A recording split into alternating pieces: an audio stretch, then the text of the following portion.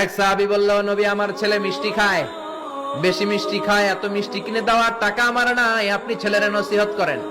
বিশ্বনবী বললেন, বাবু তুমি কি বেশি মিষ্টি খাও? ছেলেটি বলল, জি নবী খাই। বিশ্বনবী বললেন, যাও আগামী সপ্তাহে তোমার বাবাকে নিয়ে আবার আমার কাছে এসো। বিশ্বনবী পরের সপ্তাহে ছেলেরে বললেন, ও ছেলে মিষ্টি বেশি খেও না, এত বেশি মিষ্টি খাওয়ার টাকা দেওয়ার টাকা তোমার বাবার নাই, কম কম খাবা, তাহলে তোমার বাবার উপর ihsan হবে। ছেলের বাবা বলল, নবী এই কথা তো গত সপ্তাহে বলতে পারতেন। বিশ্বনবী বললেন, কেমন করে বলি, কারণ আমি নবী তো মিষ্টি পছন্দ করি।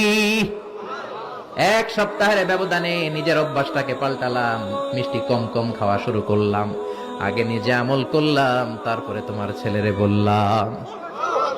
সুবহানাল্লাহ। বাড়িতে যে কি রহমতের নবী, কি বরকতের নবী, নিজে কিছু আমল না করে অন্যরে বলতেনই না। সুবহানাল্লাহ।